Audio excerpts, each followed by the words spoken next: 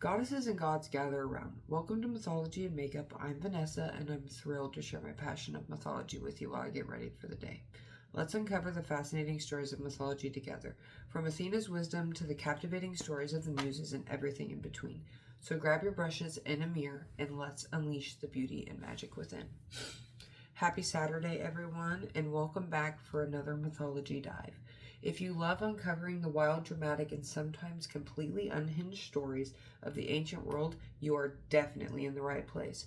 Go ahead and smash that subscribe button right down below so you never miss an episode.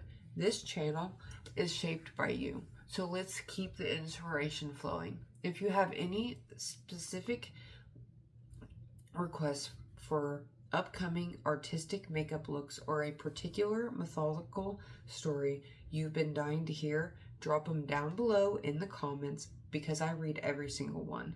Last week we looked at the heavy hitters of Asgard, Thor, Frigg, and Balder, but today we're going to step away from the typical throne room to look at a completely different, incredibly powerful family of the Norse phenomenon.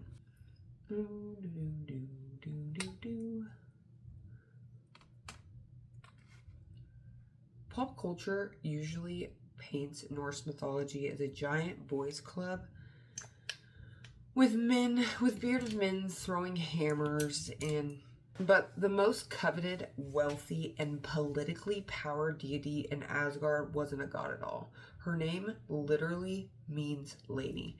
She rode a chariot pulled by giant cats, wore a cloak of falcon feathers, and got first dibs on half of all the dead Viking warriors, beating Odin to the punch.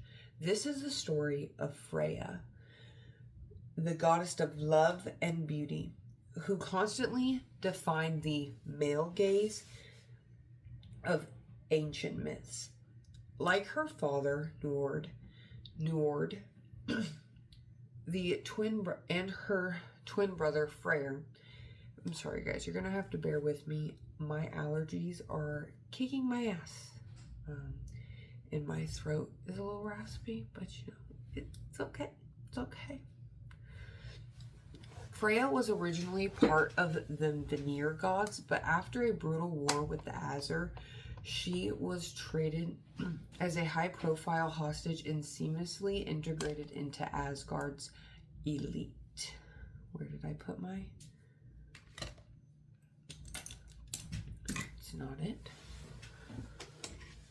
There it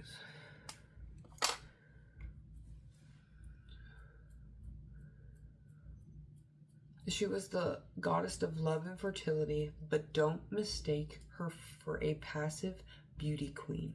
She was incredibly resourceful. Needed to fly across the realms? She had a magical falcon feather suit for that. Needed a ride?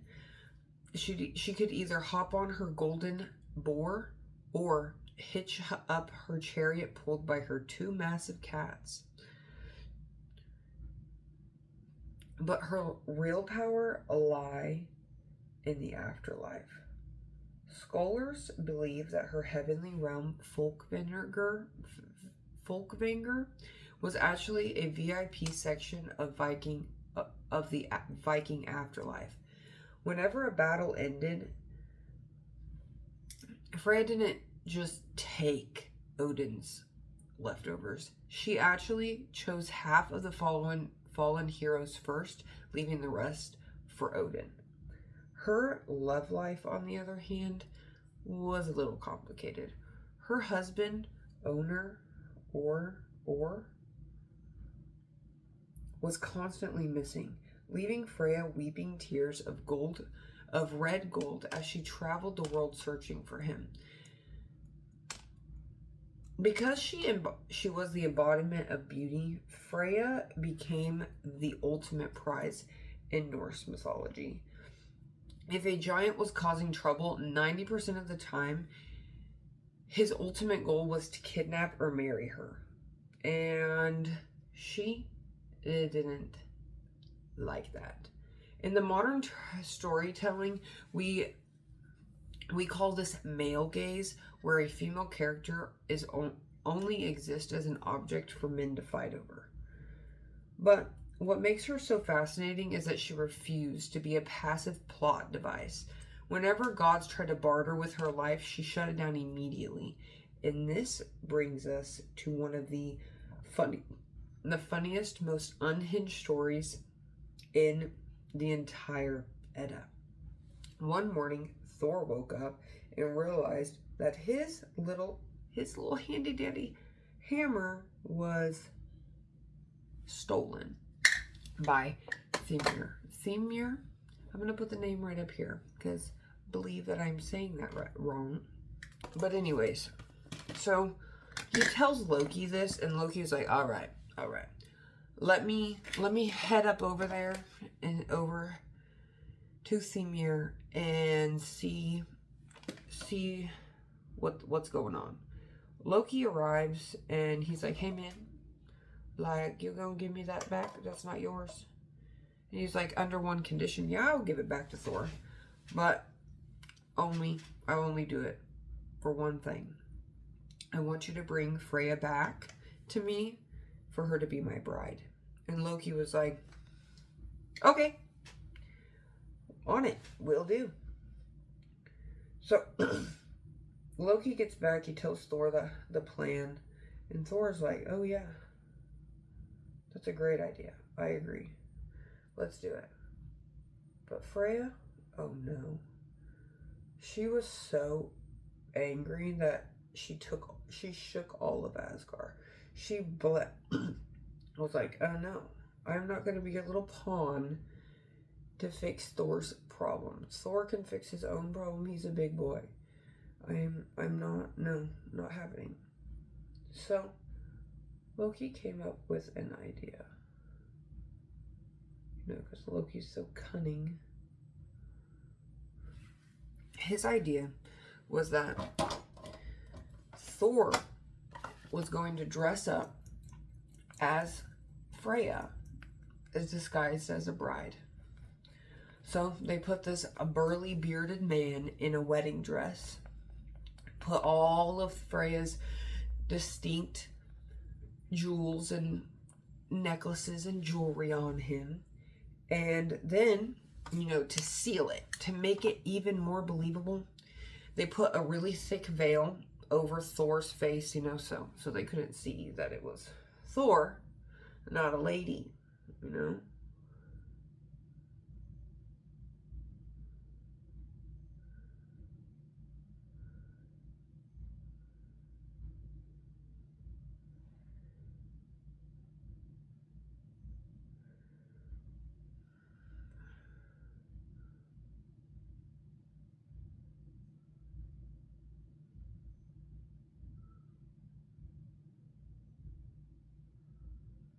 And then Loki, he dressed in disguise as one of the bridesmaids. I mentioned this last week in Thor's episode, so not the whole story though, it was just like talking about how they cross-dressed. So they set off. They arrive, they get to the feast, and some suspicions start arising because the bride, you know, everybody thinks it's Freyja. The bride is just scarfing down everything. Everything in sight, the bride is consuming. And the groom is like, hey, what is going on here? Like, this is a little weird. And Loki said, oh, she just is so hungry. She has not eaten because she hasn't eaten in 8 days because she was so excited to marry you. He was like, oh yeah. Themir was like, oh. So he tried to sneak a little smoochy smooch under the veil. When he lifted the veil back, he jumped back in horror at the piercing, burning eyes staring back at him. Loki covered again. She hasn't slept in 8 days out of pure anticipation. And Themir fell for it again and ordered that the hammer be brought out and placed in the bride's lap to sanctify the marriage. The second the steel touched Thor's hands, the wedding dress came right off, and Thor dropped the axe, grabbed the hammer, and absolutely annihilated everyone that was there. Every single one. He just was like, okay, bye. You're done. Just destroyed them all. Thank you for my hammer. So while the giant spent centuries trying to reduce Freyja to a trophy, she remained the one holding the cards and the falcon cloaks. Where is my...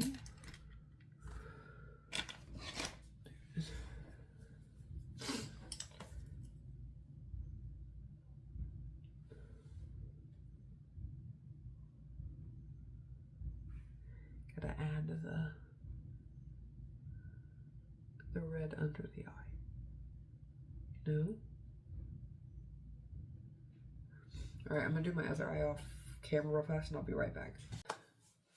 Alright, I am back. So, when we think of Norse gods, we usually think of Thor swinging his hammer or Odin plotting from his throne. But what if I told you the most powerful, wealthy, and universally loved god in the Viking world was actually a hostage who got married because, you guessed it, he had incredibly clean feet. I don't like feet very much, so gross. Feet are gross. This is the story of Njord. I'll put the name right here. Okay. I mentioned his little backstory when I mentioned Freyja. They were kidnapped. Well, not kidnapped. Held hostage and then, did their thing. So he was the god of the sea, wealth, and fertility. He survived the apocalypse, ruled the oceans from his coastal hall, and entered into one of the most hilarious dysfunctional marriages in ancient history.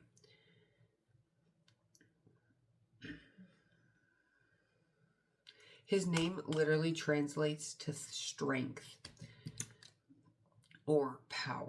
There it is.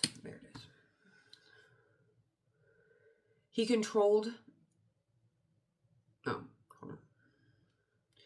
And the Vikings worshipped him for it. He controlled the sea, winds, blessed the fishing fleets, and ensured bountiful crops. In fact, historical records show that more people sacrificed to him for everyday well-being and wealth than almost anyone else. He was so beloved that when he eventually died, the sagas say a wave of deep sorrow and weeping swept across the world, and he was even destined to survive Ragnarok. No, not Roanoke. I don't know why I was trying to say Roanoke. Why I was saying Roanoke in my last videos. I do apologize. I don't know why I was doing that. But Ragnarok. I don't know why my brain does not want me to say this word. And it's a very important word. But my brain and my brain is just not allowing me to say it. Put it right here. Okay? Okay. But despite all of his power, his love life was a little absolute train wreck. Enter Skadi, a fierce giantess. Oh my gosh, my brain is not letting me say words. From the frozen mountains. See, the gods had just killed her father after her father kidnapped a goddess. Okay, so it was just like, you know, you did this, now we're doing this to you type shit. And this pissed her off. She marched right up to the gates of Asgard in pure fury. Realizing that they had messed with the wrong giantess, the gods offered her peace, a peace treaty, with 3 distinct compensations. First, she could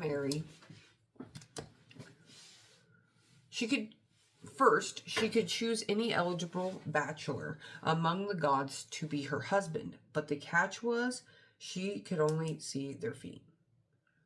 So she's looking, and she's thinking, you know, Boulder, he should have the best looking feet, you know, because he's the hottest god, the god of light. He should have the best looking feet. So she sees the best looking feet. She's like, those right there. I want those. Those are the feet that I choose. And then it was revealed that indeed it was not Boulder. It was Njord.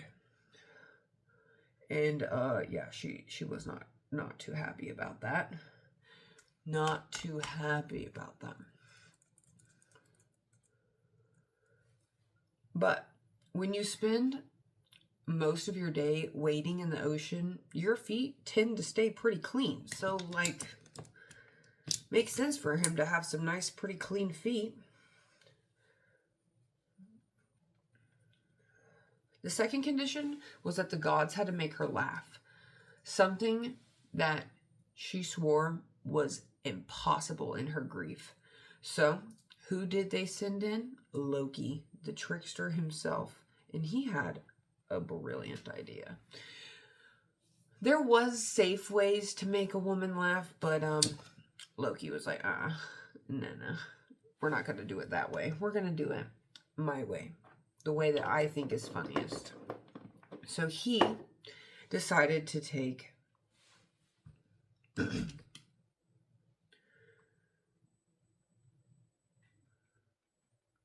a goat and tie. Ooh, I put that a little high. Oh, no. He took a rope, tied it to a goat, and then the other end of the rope and tied it to his testicles. Yeah. His balls.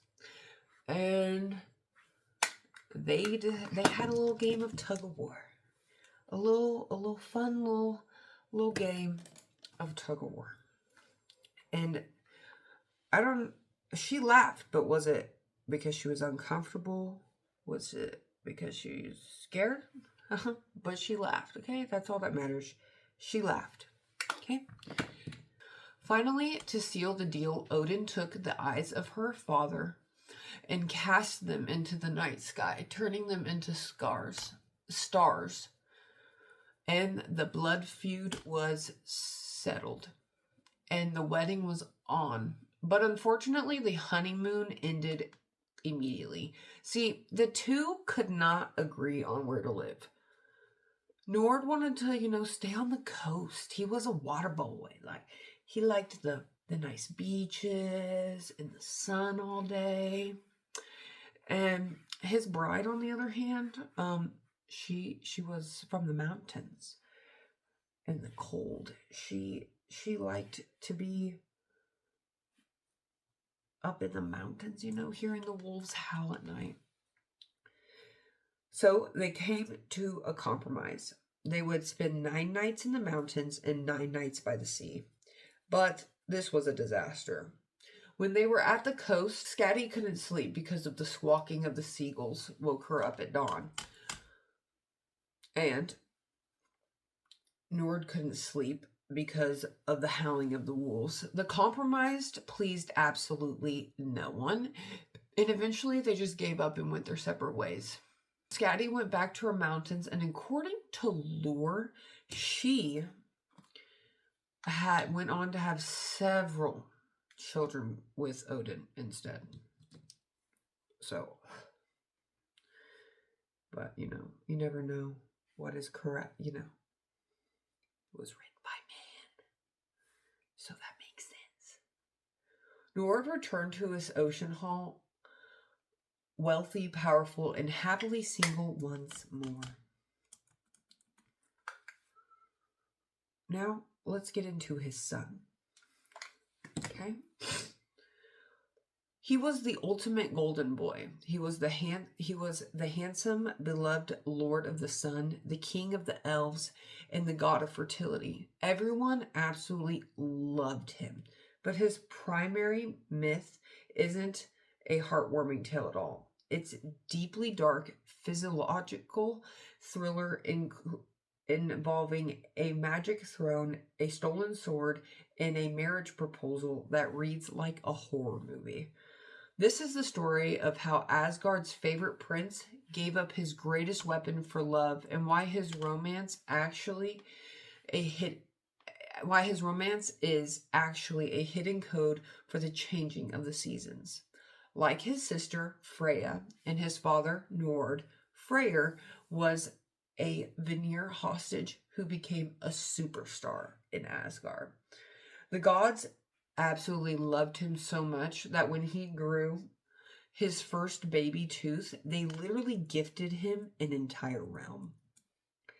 Talk about a tooth fairy upgrade. They gave him the realm of the light elves. He rode a chariot pulled by a glowing golden boar and the picture-perfect image of honor until he made a massive, massive mistake.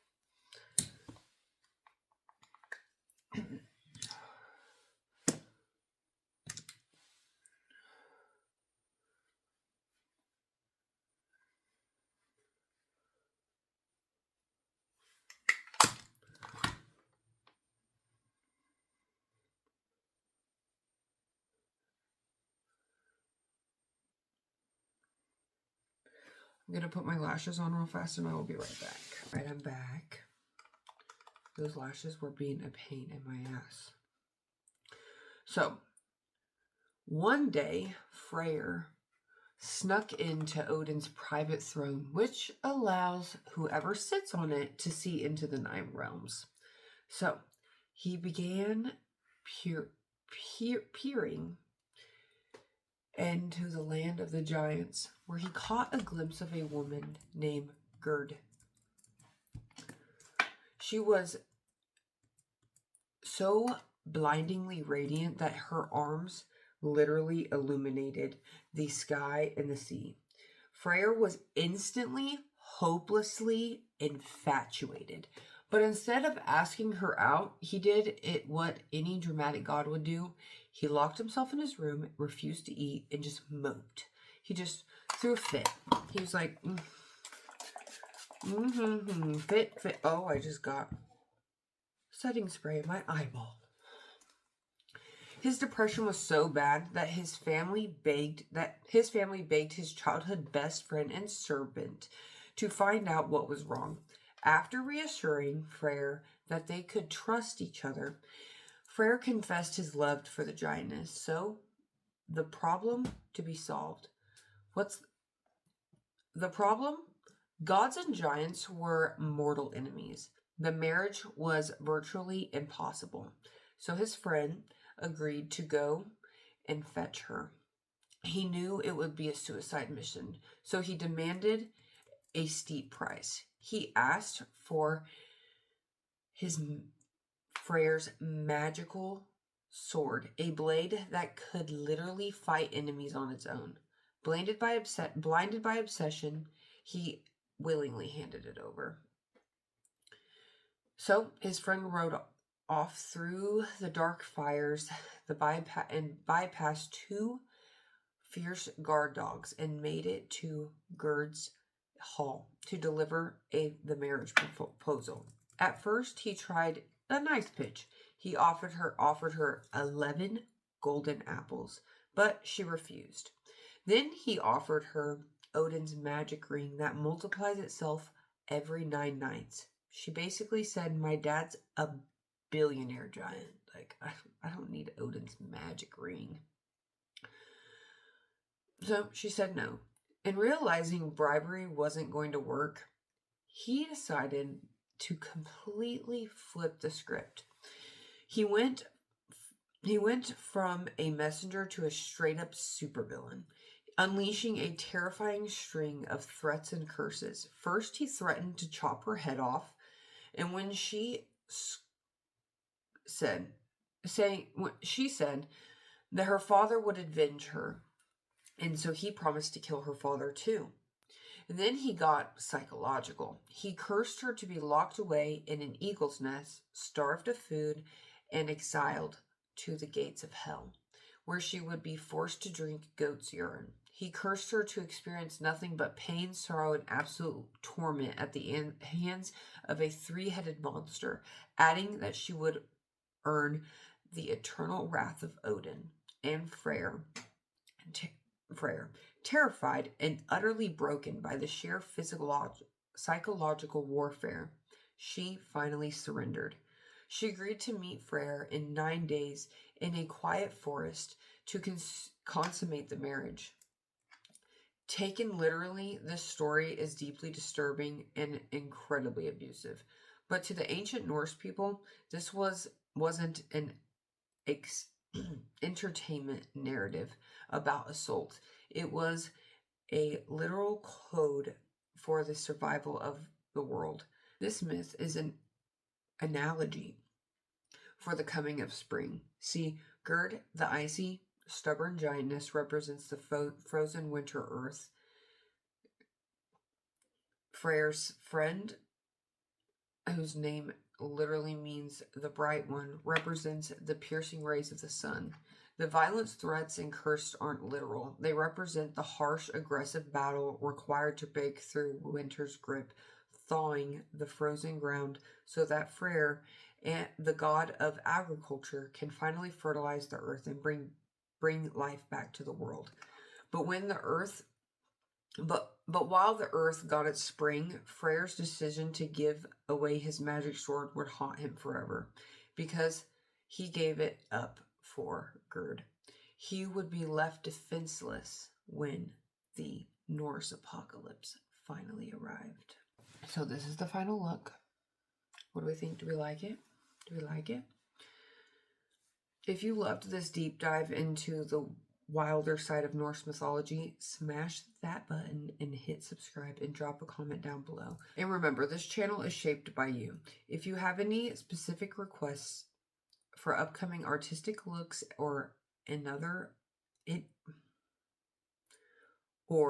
mythological story you've been dying to hear me cover, let me know down below as well. I read every single comment. Thanks for hanging out for another Saturday dive, and I will see you guys next week. Bye, guys.